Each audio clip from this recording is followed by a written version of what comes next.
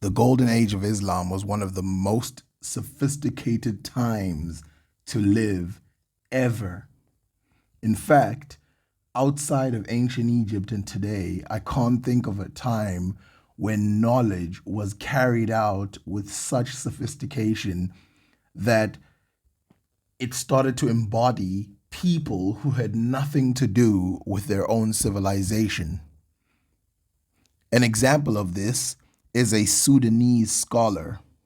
Now, when I say nothing to do with their civilization, I mean they didn't just rely on people born in Arabia, but instead they had scholars that came from as far as Morocco, some places in Europe, as far as India and China, and they were studying in Baghdad, in places in the Middle East. An example of this is Zul Al-Misri, and Al-Misri means the Egyptian. Now, Zul Al-Misri was a Nubian, meaning he was a black scholar, and he is credited for a couple things. Firstly, medicine, alchemy, philosophy, and stuff like that. And he also um, has been credited with venerating Sunni Islam. And so definitely he was a Muslim. But not only this, he was actually an Egyptologist, meaning he studied as early as anybody the texts of the ancient Egyptians. And like I showed you, there was Ibn Washia who studied it in 900 AD onwards. This guy studied it in 800, in the years of 800 AD. And you can see that he was respected by people later on. In fact, he's considered a saint within Sufism. This black African is considered a saint in Sufism. Remember I told you about the alphabets that were translated by the Muslims? Well, these are the alphabets that were translated from Roman Egypt, but these letters do not reflect the true nature of the Egyptian language before the Roman Egyptians came and changed it. For example, that wavy line that is an N would have been ma in ancient Egyptian, resembling water. And you can tell that the zigzaggy lines over there resemble water. Just like this M that represented by an owl would have been a completely different word in the past, or the D, which would have been that TO sign in ancient Egyptian, is a D now. This was the time when they were retranslating something that was rather modern, but this wouldn't have helped them in decoding the complete alphabet or the complete writing system of the ancient Egyptians, because the ancient Egyptians didn't write with these letters. Another black scholar from ancient Egypt is a man called Al-Jahiz, and he wrote a book called Kitab al-Hayyan, or the Book of Animals. He's actually credited with an early version of evolution. He was a black scholar, and the reason we know this is because his grandfather was called Swadan or Sudan, which is a word that was reserved for black Africans, especially of the Nubian variety, but he was born in the Middle East.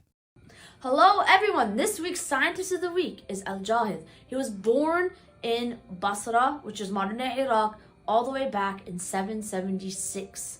Then he passed away 92 years later, also in Basra at 868. Now, this man is a fascinating man. He was a writer of literature, of prose, of theology, but one thing that really stood out to me is he also wrote books on zoology. He in his lifetime was known to have written, there's a lot of different accounts, maybe over 200 books, we don't really know. A lot of them have survived, but one of the most common books that have survived to this day is the Books of Animals. It was a series of 7 books where he actually outlined the principles of natural selections almost 1,000 years before Darwin did. He talked about the struggle for the species to survive, basically the struggle of surviving, how species change over time, and how environment can impact the species. He talked about so he really dove deep into the animals. I wonder if we can read those books today, actually. But another thing is he was known for translating Aristotle's work from Greek to Arabic. Now, I want to stress something.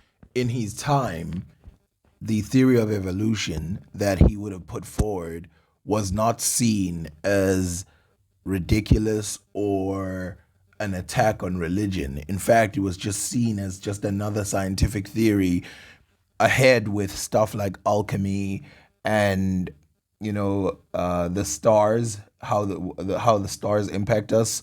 I forgot what it's called, and all these other ideas about how the world works. Now, this guy, we know of his descent that he's black because of 2 things.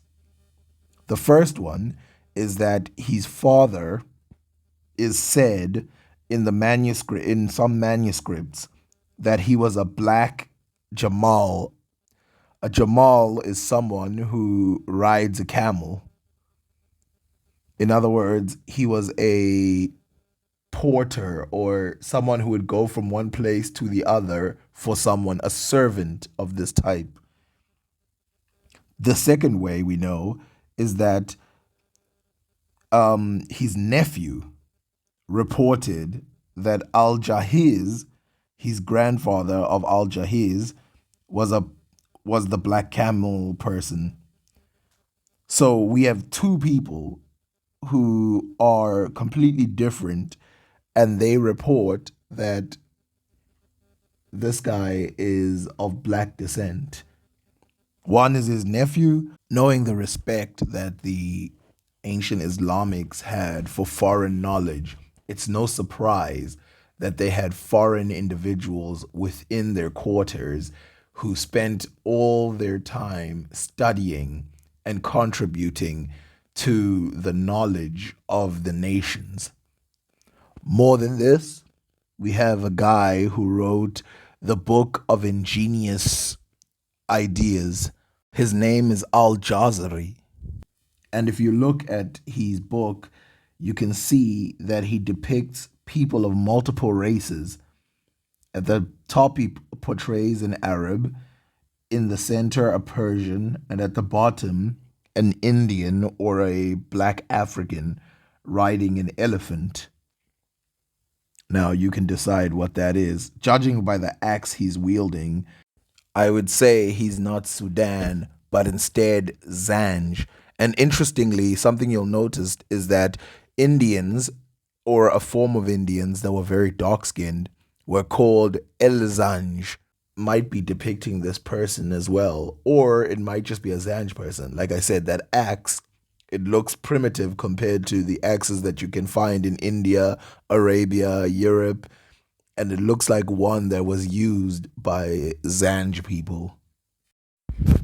Interestingly, this book depicts robots that work via water. So water flows and it runs and runs some robots that were made back in the day. So when we talk about AI today, we don't realize that this was a pursuit that was really in ancient Egypt, because a lot of these robots were based off of other things that were run by water wheels that you find in ancient Egypt. And the Greeks had versions of this as well, where they also wanted to build their own automatic devices that would operate without the help of a human.